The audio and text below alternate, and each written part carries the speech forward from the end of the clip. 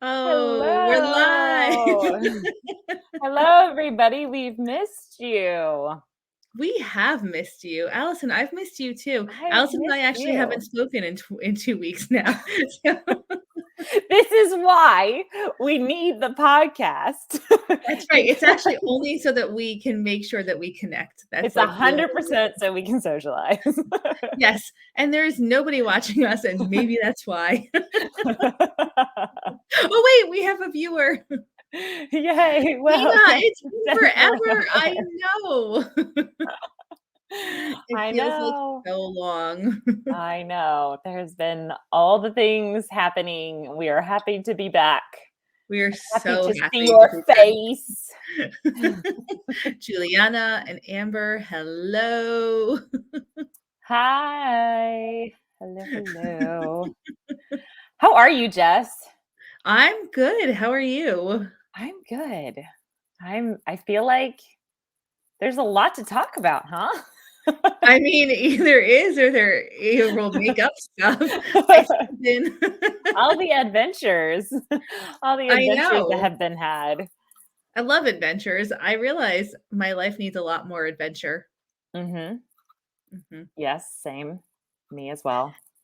Actually, I was just talking to Wendy, who's one of our CBAers, and she just got back from Germany. So she actually purchased a round trip ticket to Germany during the pandemic for $40. What? Are you Yeah. serious? Yeah, and she was there for like what seemed like a very long time. I'm not sure how long it was, but from this side of things, it seems like she was there like for I like months. I think I it was only really need to learn these tricks. I know. I 'Cause know. I always tend to just think, "Oh, it's just, like, gonna be so expensive or just not possible," and then I just don't do things, and I would really like to change that. Plus, like, traveling during a pandemic, I think is, like I don't know that I would necessarily go to another country, so Wendy, mad props to you for actually doing it, like, that's amazing. Seriously, I love it. There's, like, very few things I wouldn't do, and I probably would go to another country if I could for $40. I mean, what's your worst case scenario? You You're stuck probably in would. Germany.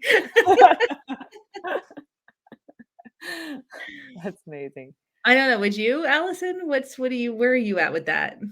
Um, I think I think that I would really, really consider it for $40, but it does get tricky when you're like, Am I gonna get stuck someplace just with Right. my family and stuff?" Like, are we all going? Are we all getting stuck together? You know, like Like, which members of the family am I getting stuck with? I'll take you, and whatever happens is fine. It's amazing how when the price goes down, your, like, risk-taking goes down also. Like, your risk-taking goes up, right? So the Right. lower the price, the higher the The risk-taking. It's risk. like, if I had to jump out of an airplane and it cost me $1,000, I would not do it, but if somebody paid me $1,000, I would totally consider it. Have you ever done skydiving? No, have you? Mhm. Yeah, Yeah, you love it, don't you? I've only done it once, and it was terrifying, of course, but there's also something about being so high that it just sort of it feels like it's fake. It's like, "Oh, we're like that's just, like, really tiny down there, like, this isn't even real." At what part did it start to feel real?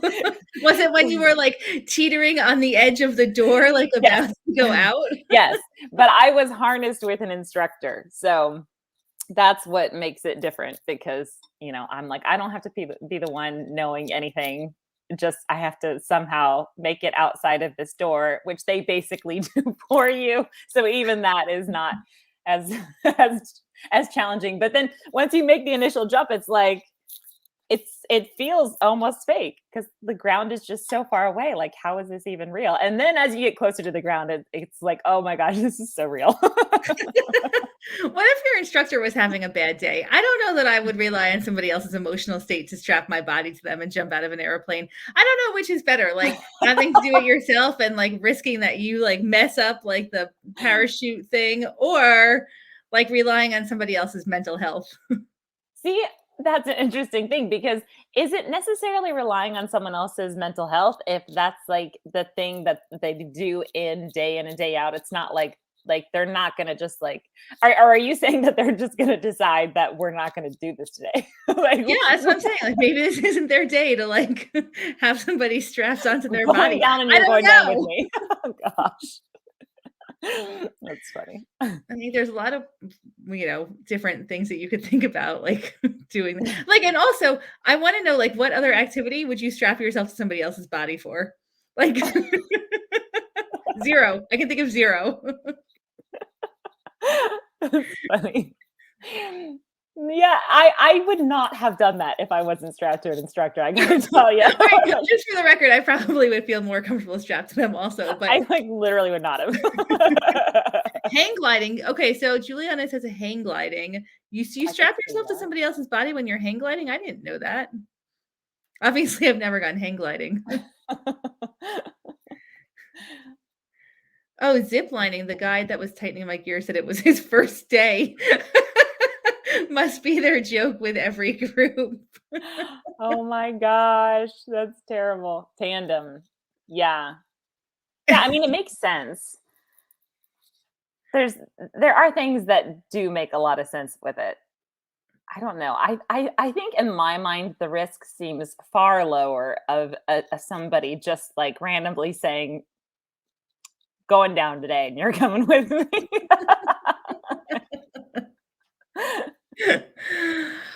It's all about risk. I prefer to just my sense of adventure, like, lies in walking really far, carrying heavy things, which doesn't sound that adventurous until you try to go to sleep at night, and then you're, like, living the adventure.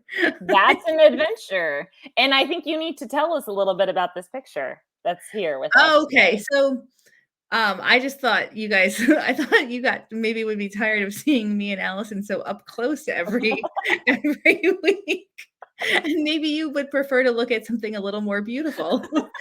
So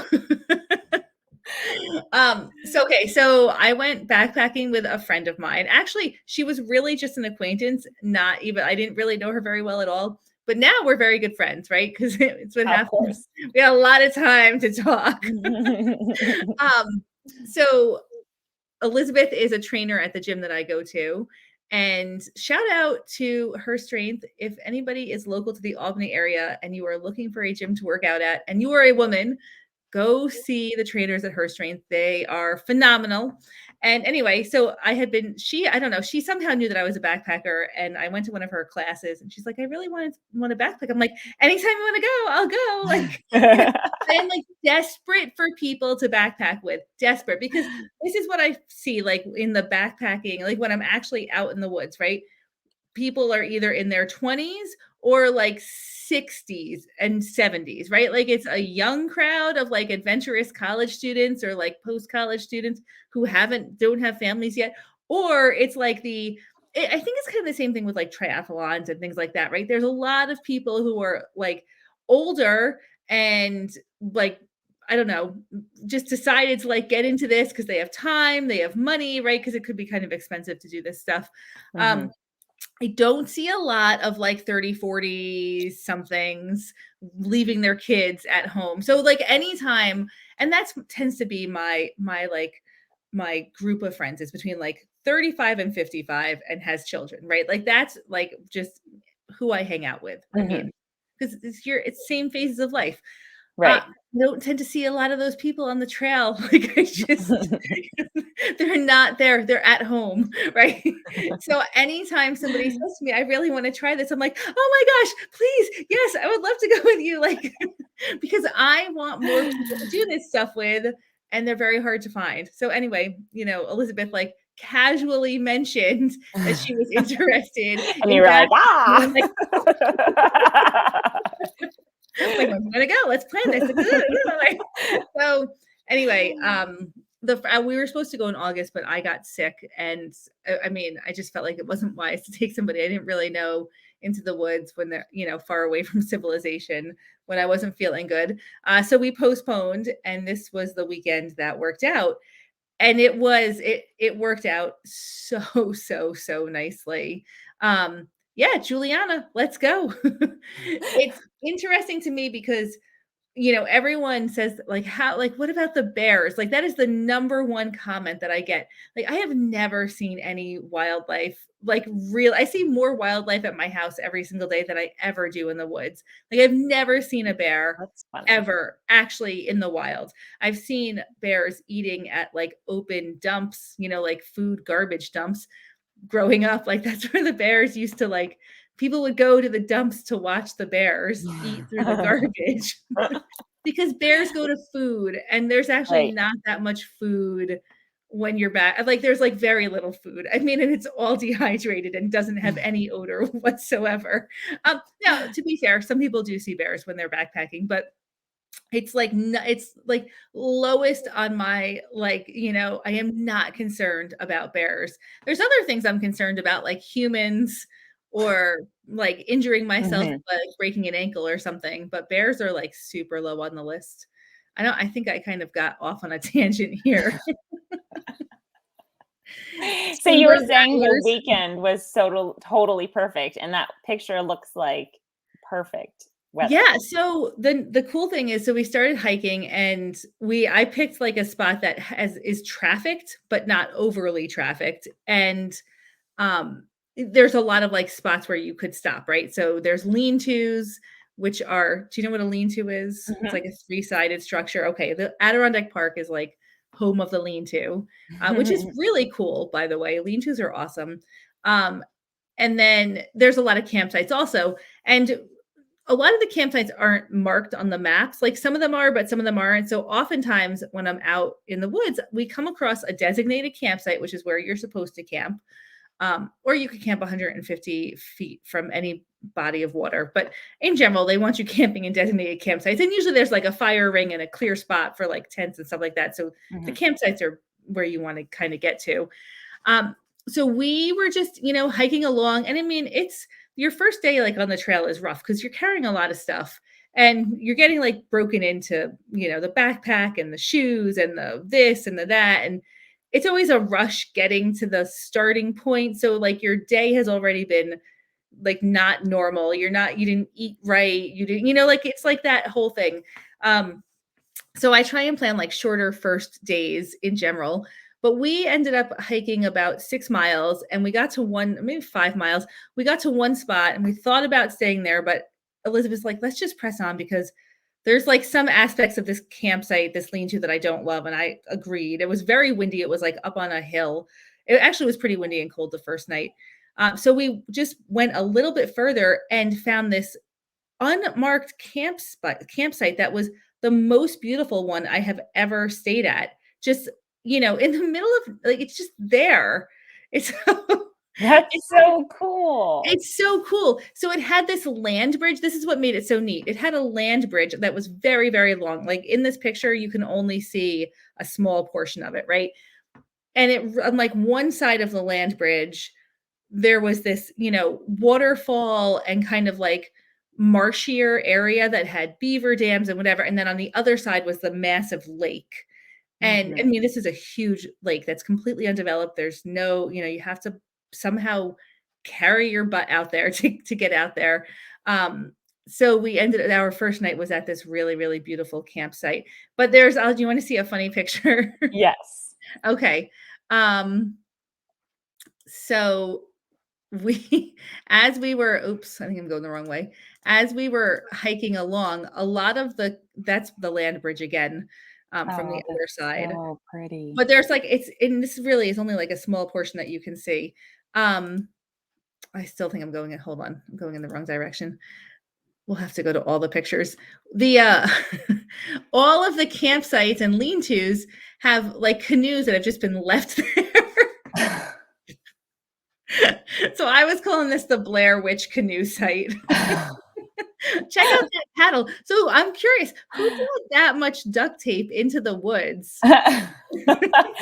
It's for anybody who can't see, it's basically a Y-shaped, stick with duct tape all over it to create like a a big web of a Y-shaped stick, paddle. like a paddle-sized Y-shaped stick, and then the And then canoe just is, left it. like, covered in duct tape also. That's So, so that where was was the actual campsite? Was it, like, in relation to the land bridge? Because I love land it was bridges like that. on the land bridge, so it Oh, was, that's so amazing. okay, let me see. So there I am in the morning. See the land bridge goes all the way out in the back there? I wanna see if Yeah. I have any, pictures of the campsite. I was kind of obsessed. The camp I mean, oh yeah, no. I posted a video onto my somewhere on my social media, but then I'll just show you a few more pictures. This is our second site was at a different little pond, and that's my like hammock setup. So I get a lot of questions about that also. Like I don't actually sleep in a tent. I sleep in a Mhm, hammock that's mhm. made for backpacking, and that's what it looks like. So it's actually really comfortable. And do I have a picture? That's what No. my husband does whenever we do anything like this. They're Really? very yeah, they're really cool. Wait, do you backpack? No, well, like, whenever we did do anything outdoors, like, he sleeps in the hammock too, like, he does that whole setup. Yeah, it's awesome. It's very Mhm. comfortable. Yeah, I'll yeah. go back to a prettier picture. Hold on. My son is currently obsessed with hammocks, I think like, because when we went recently on our adventure, whitewater rafting, um, Chris slept outside in the hammock, and so then, like, the gear was out, and so now Austin's like, "I wanna hang a hammock. Where do I put a hammock? I wanna do all these things with the hammock," 'cause they are really cool. They're very comfortable, and it's not the ones that are made for backpacking, you're not sleeping in like a banana shape. They have they're asymmetrically sewn so that you actually Mhm. can sleep pretty flat.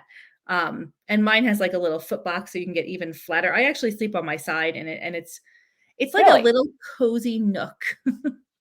That's so cool. It's like a cocoon. I love that.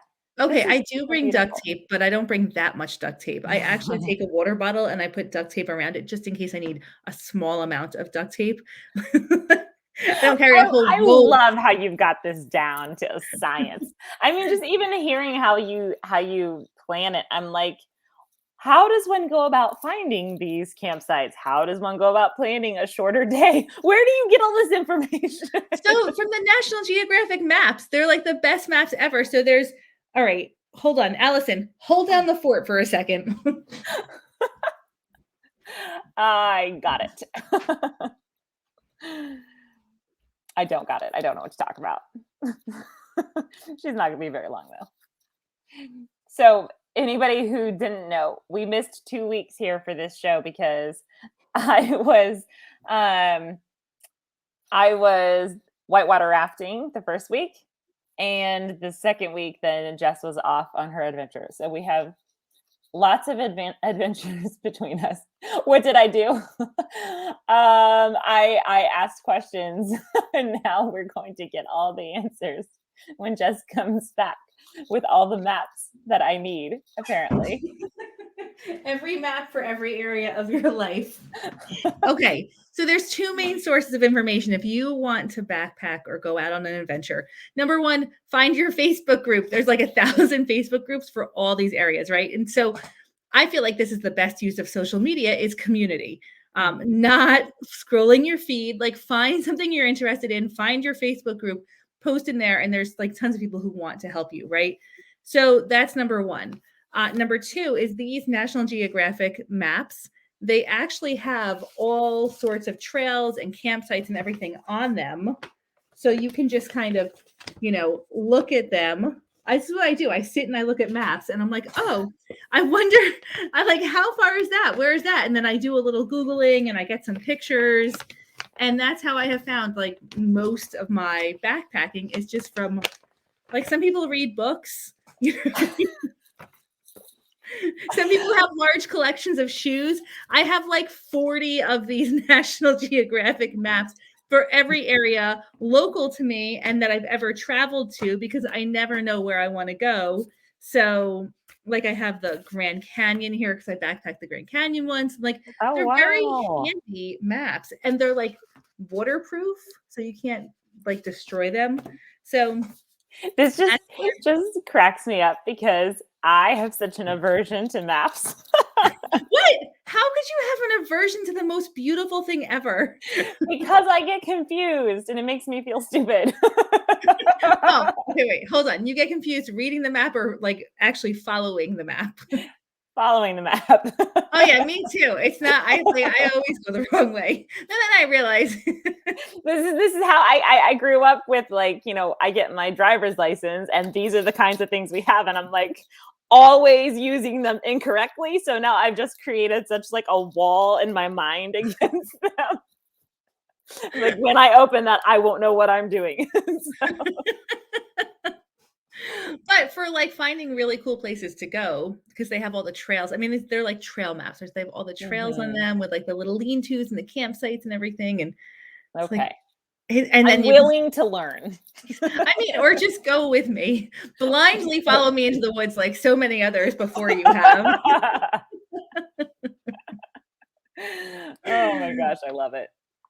Hey, Wendy is on our. Hey, Wendy, do you want to come on live with us and talk to us about your $40 airfare ticket to Germany? Because we were talking about that earlier, and I don't know if you were watching then, but if you do, say the word. Okay, so Allison, so that was me. I love it. Where did you go whitewater rafting? And you had to, did you have to like camp there too? So there was like a camp, a whole campsite. So they had like a cabin. Well, it was like walls essentially, right? It was just walls, but there were campsites. And so somebody else had set this up. I like to be along for the ride with things. Glamping. It was like glamping. It was Somebody else does not the it work was for not you? glamping. No. No. Like someone else had set up a group trip. So it was Okay. actually a lot of my husband's friends and I was like, okay, I don't have to plan anything. I don't have to drive y'all. Come along. It was one of those things. So the place that we stayed at was a campsite, but it had a cabin. It was just basically walls though. Like it had bunk beds in it, but it wasn't even fully enclosed. Like half of it was screens. So like one night this crew came in right next door at like 2 in the morning and was like loud until 5 and we could hear everything because it was just like it was basically like we were in a tent. But Chris prefers the hammock, so he was out in the hammock that night. But we basically went to New River Gorge in West Virginia and stayed there the night before, and then we had to be there real early in the morning because we did it's called the double upper gully, which is there's like two parts to the New River Gorge, and the one part is not as many, it's like longer and not as many class 5 rapids, and then the other part is when they let all the water out of the dam and you ride all that and you do it like 2 times through during the day. So it was very intense. Have you ever been Now, whitewater when you rafting? say class 5, that really sounds scary to me. Have you ever gone? I've done a little bit of, like, very gentle rafting. Mhm. It was it was like, oh man. So I went once when I was a senior in high school, our senior, it was like part of our senior trip. And then I went once in like, I don't know, it was like 16 years ago. It was another trip and I don't even remember it, but it was not this. I do not think we ever did these amount of intensities. I thought So you had to have, like, some certifications or experience to do class 5 rapids. nope. Just a boat. No. So we go with a group. Like it's a river guides. You go with river guides. I So know, but still, I thought you needed, like, something more. No. no, you're just supposed to be a good participant and do what your guide tells you and don't die. So what does your guy tell you? If you get thrown out, you, like, are, like a That's statue, right? well, so for every single rapid that we came up to, it was basically this is what the rapid is. This is where we need to go. This is what will happen if we don't. And basically, if you fall out or when you fall out, this is the way you need to swim. So it's always whenever there was like 6 or 7 rafts. So whenever anybody fell out, there was whistles all over the place, and all the other boats in the vicinity were coming close, and they were yelling at people to tell them where to go. So they've got it set up so that there's every safety measure set in place. but it is still dangerous. And actually, I got there and found out that someone had died like 2 weeks before. And I was like, what? What are we doing? Why am I here? I have children. So basically every single time that we were starting to go down a rapid, I was just like, I am not leaving this boat. I don't care what I have to do. Like, I am not leaving this boat. I have kids. I don't even want to risk like being out in the water and not knowing which direction and getting caught in some undercurrent or under a rock. Because that's the scary parts actually is they tell you all, you know, you need to keep your feet up because if you get your foot caught, there's so many rocks, and that's like the thing that actually is the most dangerous part. So if you're trying to stand up, you get your foot caught in it, you get taken under. Right, And right, rocks right. that are really undercut, those are also the really dangerous areas. So they were they're one of the first ones that we went on.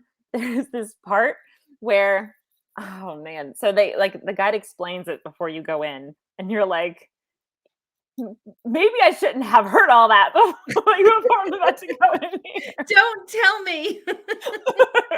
but but there's this one part where it was like the center area was like if you hit it, it's like a bomb goes off. Like it's just and and so I didn't completely understand what he was saying, but he was basically trying to take us around it. So we were trying to go around this direction, and then like they have all these things that you do. There's like this big rock here. Try and like hit your paddle up against it to get everybody over to that side, essentially. Right, right, right. Well, we had not done enough. Our crew was not quite working together, and it was not powerful enough as it needed to be. And so we caught the edge of that center area, and I crashed into the girl in front of me. Like I still have a knot here. Like it was so sudden. There's nothing you could do about it. There's literally nothing you could do. But we still all stayed in the boat. We were just all like, ah! But we made it through that one, and all the others after that went okay. But it was intense. But But you're you here to tell the tale. you get through it and you're like so accomplished. Like, "Oh my gosh, I figured out how to sit." I figured out how to actually start like one of the biggest things for me is I finally started to realize about halfway through that you really have to like dig in. Like you really have to put your paddle out and dig in to this oncoming thing that looks like your whole body is like, stay back. Like don't lean forward, don't do any of that. But you have to in order to maintain some of your balance. Like the motion of doing is actually what helps keep you where you need to be. So that that was like halfway through, I was like, "Oh, okay, I finally get it." Now I feel a little bit slightly more in control. Before that, it just felt like all over the place. But it was funny that someone said something earlier about about a zip lining guide saying it was their first day because I found out after that our guide, it was his first day on that river, but they train this particular place trains them for like a year. So it's not like he was inexperienced and he had come from another area where he used to do it, but on that particular river, but he didn't say it like that. It was like, I've been doing it for 4 years and they don't they don't let on. Was he in his Give you- 20s? I'm just curious. uh, The adventure decade. he he was very young and it was really funny. It was funny because it was like he'd come from California. It Of was course. like total hippies, right? So he was like, yeah, we're just a lot of people guides here just live out of their car, but I don't have a car, so I have a wooden platform I can put my tent on. It's great, and I just roll out and come here. I'm just like, this is a certain stage of life, right? Totally. Mhm. I don't think I ever really had that stage, but You never had the sleeping on a wooden platform stage of I did life? not. No, I did not. I did live in a car once for 6 weeks, but I was traveling, so I feel like, Did you you do a know. lot of traveling? Like, did you have a stage of your life that was like the total adventure, just by myself out in the world stage? No, I mean, I lived in Australia for a semester in college, and then during that semester, I went to New Zealand and lived in a car for 6 weeks. I didn't actually go to school then. It was like it was more like I went to Australia with a school program, and then Mhm. promptly did not do any of the school program. Um, Heather says we're not all hippies, some are surfers. He's a vagabond. I came into my adventuring because I got married very young, so I think I came into it like a little like a decade after other people were done with it. They're like through that phase, but I didn't fully go through that phase. So like now I have to, now it's I don't know. I feel the same. I feel the same. Like, but I'm still trying to figure out how to actually do the adventure stage when I'm like, I can't just go places. There's a part of me that's like, it's hopeless. What do I do? See, my kids are like, I actually realized this weekend when I went away, I mean, they're so self-sufficient that now I can actually very easily just leave and nothing, it's like totally fine. Like Mhm. I don't have to cook because I used to have to like prepare like rides and food and blah blah blah blah. And it was exhausting, right? But Mhm. now, because they're in eighth grade or no, they're in seventh grade and ninth grade, they're fine. They're like and my older daughter has Uber Eats on her phone. So and we just finally got meal delivery and grocery delivery at our house. We're like the last house in the universe to get this, I swear. But, so now it's like a whole new world of me being able to go away because she can That's Uber amazing. Eats for everyone, right? Or like get groceries or like whatever. I mean, it just shows up. It's like right there. Like nobody has to do anything. Mhm. So it was very actually, and they have bus transportation to and from school. It's not like ideal, but it works. Like it's Mhm. fine, so but it's So the first maybe I'm just moving into that stage yeah, then. you're just not quite there yet. Because when Yeah. I was leaving them when they were younger, it was much, much more difficult and Yeah. stressful. Yeah. And it's like it just feels like it puts a damper. Like even to make this trip happen was, it was took a lot of logistics. I get tired of all the decision making Yeah, and well, it's trying to figure exhausting. things out. We have to make So, like 60,000 decisions every single day. Adding one trip is probably like tripling that number of decisions that you have to make every day, right? oh Like, yeah, at least. you think it's like one or two things? No, it's like a million. Yeah, exactly. Yeah. Yeah. So, I do have a tendency to just kind of throw my hands up and be like, I don't even know how to do this. But I would like to do that less because I really want some more of this. Oh, Oh my gosh, Dana, that's what Dana says. I lived in Austria for a semester, but people got it confused with Australia. I got a tank that said no kangaroos in Austria. It that's is so funny. I fun. mean, it is, yeah. The other thing too is I try and incorporate my kids into my adventures like when possible. So Anastasia Mhm. has done a bunch of backpacking trips with me and we did our national park road trip and like I think that they when it's appropriate and possible, I bring them instead of leaving them. So Yeah. Stella's not so interested in anything that's not what she wants to do. Gee, that sounds familiar. I have my 6-year-old. I'm thinking because I think about it, I'm like, I do really want to incorporate my kids into more adventure stuff. And my kids are actually right now, they just finished a whole little camping program locally to me, which was really fun because it got them really excited about it. I just feel like so So it's like wait, it was inexperienced. a camping program that was not Girl Scouts or Boy Scouts? Yeah, I actually have one of my really good friends here. Her husband has started this whole like outdoor kids program thing. Oh my god, I love that. It's just in the beginning stages. So it's like in this like startup kind of phase, trying to, he works with a lot of schools. But yeah, it was amazing. He did 4 weeks where they just did, it was every Friday, they did a couple hours of learning this camp stuff. And my kids ate it up. It was my older two. Oh, So they yeah. they loved it. I just feel personally like so inexperienced that to even like set it all up just feels so daunting to me. Like, oh, we're gonna go on a trip. There's so many things to remember. How am I gonna remember all these things? And then we're gonna get there, and then my one of them's gonna have like a major problem with something, and I'm gonna not know how to fix it because I'm not in my house. That's really funny. I don't think that's what would happen, actually. Probably not. It's just my I brain. think so I think you have all the skills that you need to, like, do it, right? You just gotta Yeah, do it to prove that to yourself. I probably do. But there's Yeah. very actually little things that you have to worry about. I mean, like, besides anaphylactic reactions, like, that is, like, seriously the most like, okay, there's environmental hazards, right? Like, tripping and falling and getting wedged underneath a rock in a river, not a good idea.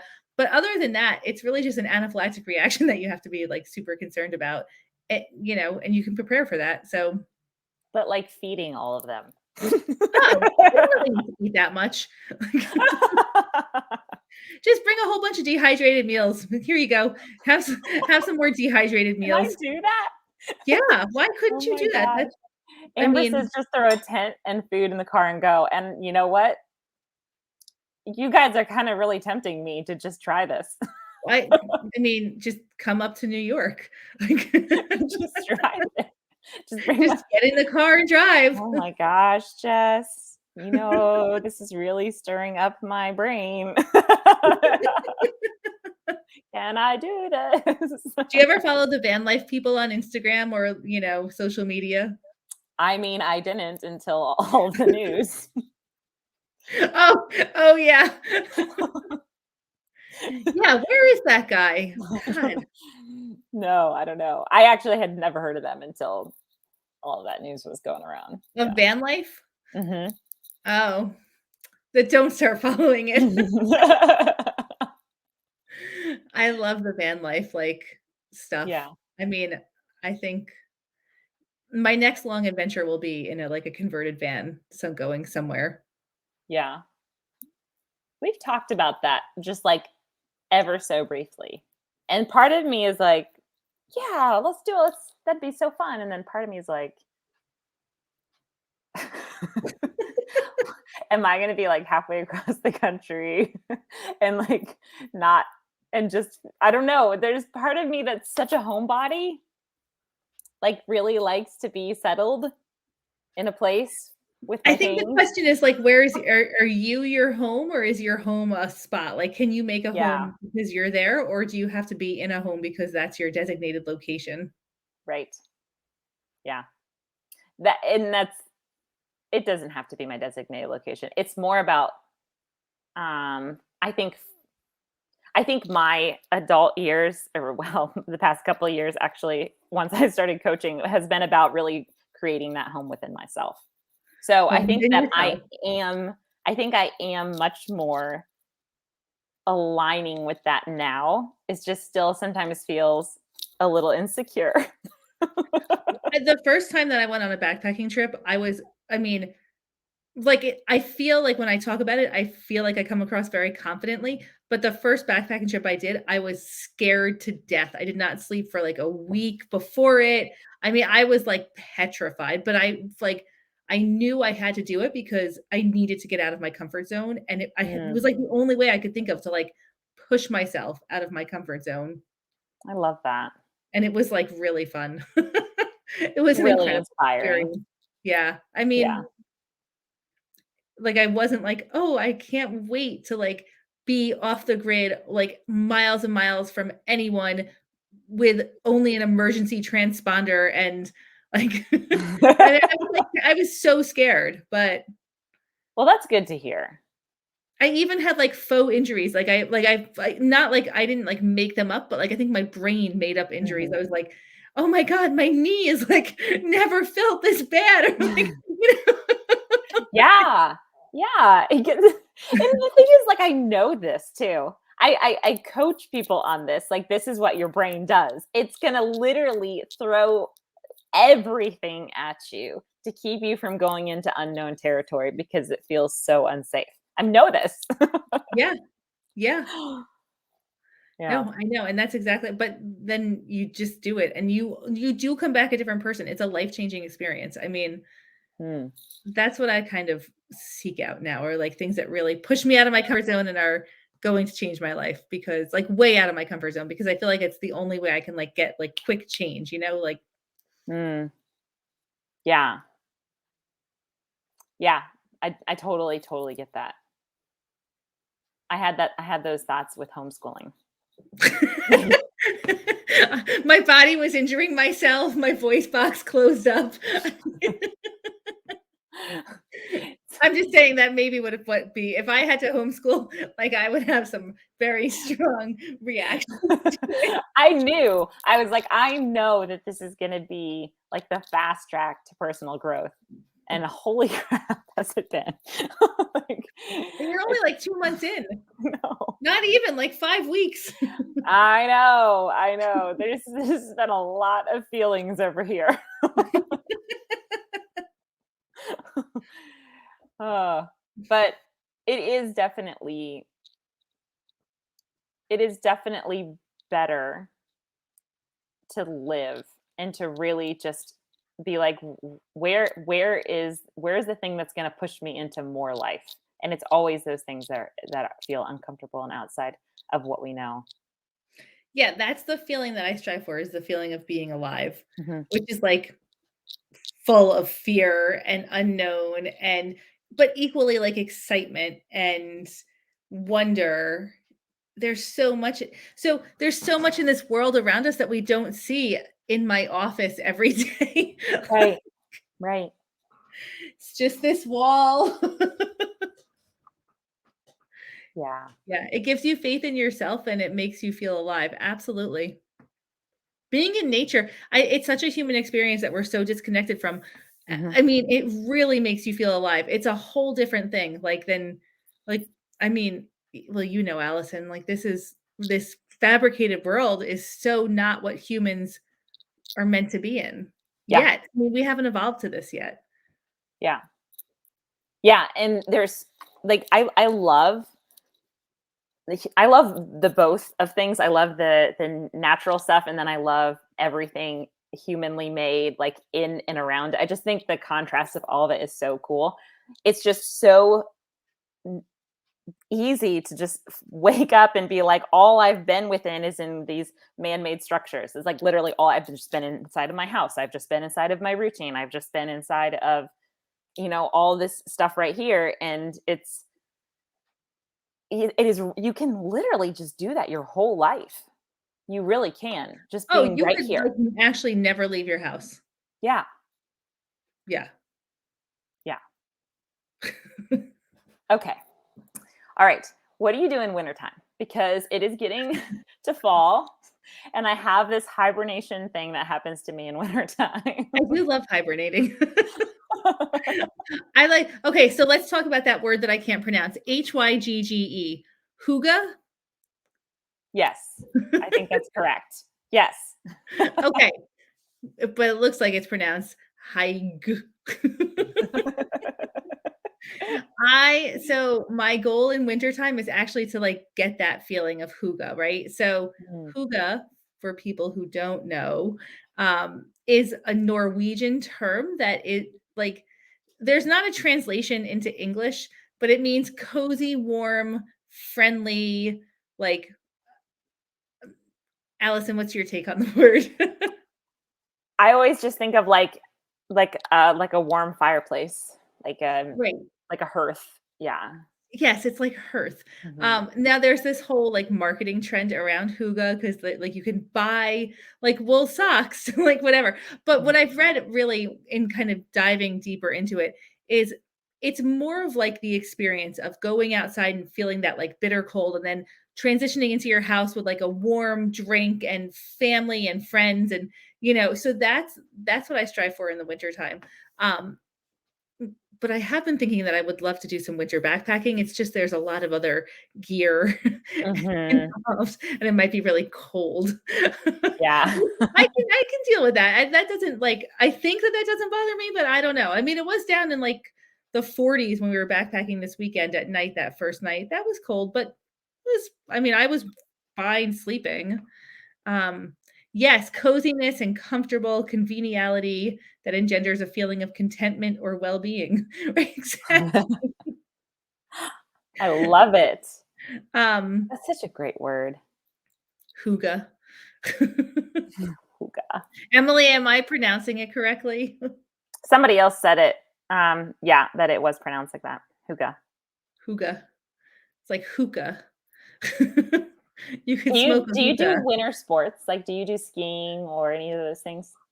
I cross country ski And I really do like hiking in the winter. Actually, that's like my favorite season to hike. Um, Really?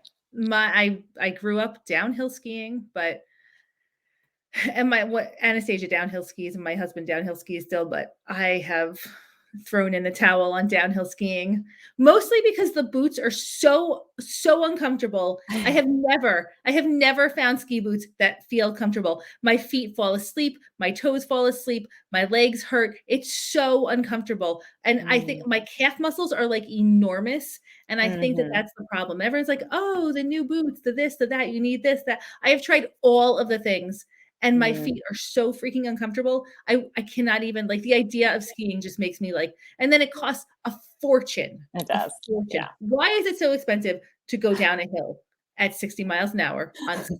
Why? Why is that so expensive? I don't know. I don't know. It's Dang, like it should not cost thousands of dollars to strap some things onto your feet and go down a hill, flying down a hill. I mean, why are you paying for that? They should be paying you. they should be paying me.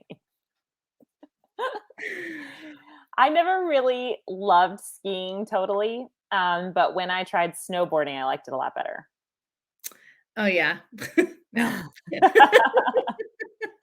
But I still have only done it like a couple times, so it's not like I'm super good at it. And you have to go to get better at it, and it does cost so You much. have to do You have it to to do get it better. like more than once.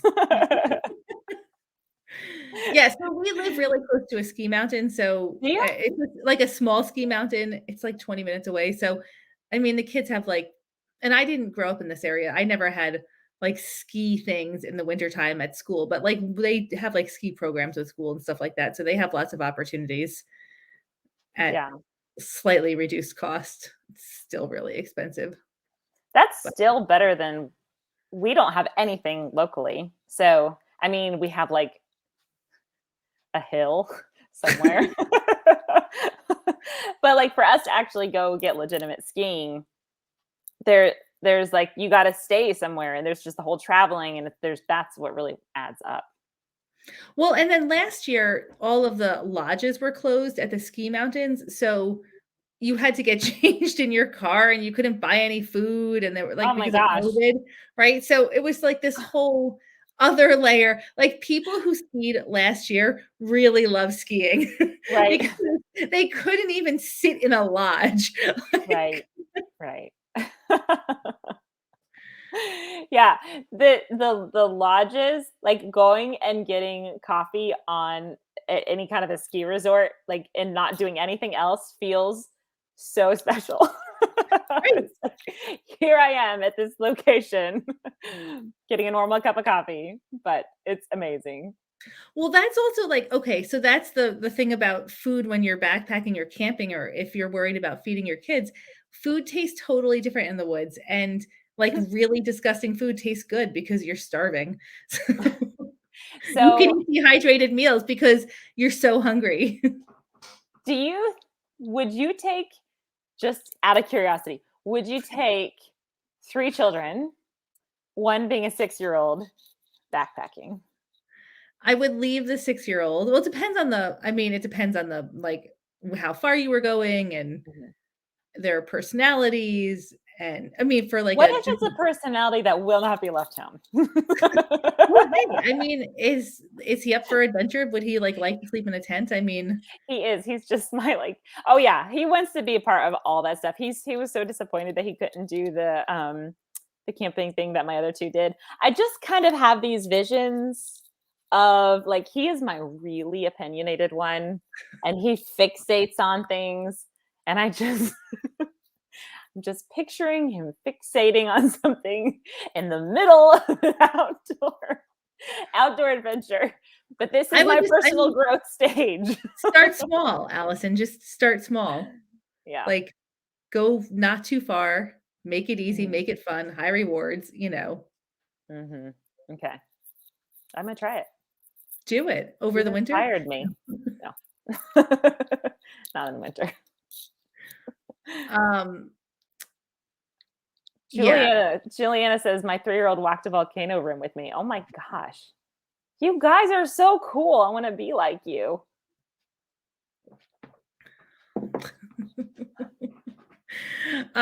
So anyway, that's okay. So we both had an adventure and now we want more adventures. Yes. That's basically all That's that we came basically on here this. to say. That was Yeah. it. You're not going to start following the van life hashtag because you get sucked in.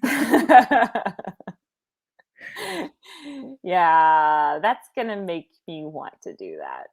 I Which do. maybe Okay. that's not a bad thing. No, it's not a bad thing because it opens up your mind to like all sorts of other stuff. Mhm. What I noticed from following all those van life bloggers is that they all get to a point where they're like, I am so done with this lifestyle. I am like never doing this again. Take me home, find me a house. Like I am not living in a van anymore. So to get it out of my system. Right.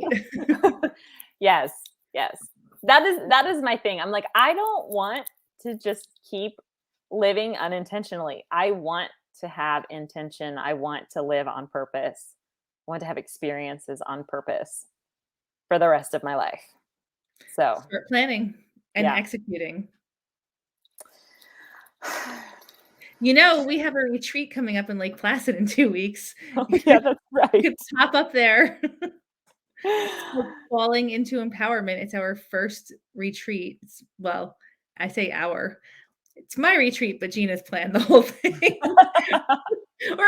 done all like the behind the scenes stuff. Like I've done the planning of the like major events, but Mhm. um yeah, I'm very excited about it. We're going to be hiking and doing like guided yoga and meditation and goal setting and journal making and vision boarding and all of those things.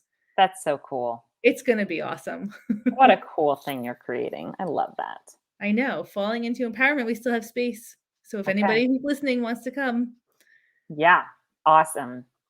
Heather says intention was her word for 2020. Such a good word, isn't it? It's like such a solid word. It is a solid word. Unlike hygge, which is not really a solid word. It's kind of a like a vapory word. Like, how do I get a hold of that word? It's like you're like not sure if you're pronouncing it correctly. You go into saying the word like with a little bit of a pause because you're like, I don't know if this is really how you say this word. But intention, now that is a word with intention. I am such a word nerd. I love it. Hygge sounds like a car horn from the 20s. Hygge. Like I totally polar Oh. bear diving and alligator hunting. Yes, that's what we're doing at the retreat. What? I don't know. Margie, is that what you were saying? Oh, it showed up on our screen. Yep. How did we do that? I think we just pressed it. Hold on. Oh. Ooh. Oh, we can highlight things when we're talking about them? I guess so. Oh my gosh, what a cool little tool. I don't think they should let us do that. We can also put banners and make this look prettier, but I mean, I think it looks pretty. yeah, let's go back to our other screen for as we end. So relaxing. Soak it all in. Soak it all in. And Breathe when you in. make comments like this, Amber, you're coming up on the screen. All right, so I think we should leave everyone with a challenge for the weekend. Okay. Go find adventure. Yes. In Find a nice way. adventure. Yes. Get out of your comfort zone. Plan an adventure. Oh, Amy, that makes me feel so good. Amy meditated to that picture. It was like Aw, the most perfectly clear, flat pond ever. I love that. Shoot the Milky Way, Heather. Are you going out into the night sky? Is there some like night sky event happening this week that we should know about? Oh, yeah, tell us if there is. Where do you see the Milky Way? Is it Tell I me mean, what I've to seen the do. Milky Way, but I'm like everything in the sky that looks green. I'm like, oh, it's the Milky Way. Every bright star, I'm like, oh, it's Venus. Like, There was okay, so while we were camping, there was the brightest star I have ever seen. It was like as bright as the moon reflecting into the lake. I'm pretty sure it actually was Venus because my husband told me it's the third brightest thing in the sky after the sun and the moon. I think that's what they're after. That would have to be under what that's after. Yeah. Ooh, I'm going to our okay. I'm I can't talk. I am going to our cabin in the middle of nowhere to try and see the Milky Way. Heather, that sounds amazing. That is awesome. You have to do a bunch of research to figure out if you'll even see it. Yeah, that's what I thought. Oh, here's a good one. Okay. The International Space Station circles the globe like I think more than once a day. And we see it all the time. There's an app that tells you when it's going to be in your sky, and you can actually see it going across the sky. It goes pretty quickly. So that would be a fun one to do with kids. Heather, look up the International Space Station and see when you can see it from your area. It's super cool. That is cool. Yeah. There's so many things to see with the sky, but I feel like every time there's always cloudiness or something where I am. Like I'll plan it. Oh, cloudy. And then it's like, nope. We actually have a great property where we can see a lot of the stuff that happens. It's not like right in the city lights, but then it'll just always be Every like the nights that are perfect, cloudy. It's never not cloudy when you're looking at the sky. It covers it up. I'm gonna call you on that BS. when it's certain things. Like there was this one event over the summer where it was these two stars. It was going to be it was called what was that called? I think they called it the Bethlehem Star or something like that. Where when they were going to cross and it was going to create this really brightness. So the night that they were supposed to be like many of the nights we saw them, they were getting closer and closer. And then the night where they were supposed to be like actually right on top of each other, it was all clouds. And it feels like this happens every time. Okay, so the International Space Station, though, you can see that every single day. So you have plenty of clear sky opportunity for viewing. Okay. I will look that up. All right, now we need a name for this episode. Something with adventures, of course. Adventures in saying the name Hygge. Give us your ideas, people. I'm never good on the spot with names. Where's the Jeopardy music? I really need a button. They have like the Staples button, right? Mm-hmm. Or we have a badass button from reading that book too. I need a Starry-Eyed Adventures. I like that. Oh, I like that too. Starry-Eyed Adventures. All right, I'm gonna write that one down. Good work. Good work, team. All right. Awesome. Starry-Eyed Adventures. I'm going to stop talking now. This is the end of my talking for today. No more words. No more words. Well, it's so lovely to see you. I know. It was so lovely to see you as well. Thanks for talking. And I'm here next Friday, but the following Friday, I am not. I'll be on an adventure. So maybe I should plan an adventure that week too. Yeah, absolutely. October 22nd. Okay. Time for an adventure. All right. Plan your adventure. Oh, we miss you guys too. We love doing this. Yes. Thanks with our very dedicated audience. Very dedicated. You're so dedicated and we so appreciate you. Yes, you have no idea. You keep us going. You really do. All right. Love you guys. Bye, Allison. Have a great weekend. Bye, everybody. Goodbye. Goodbye. With lots of personal growth. Excellent. Excellent.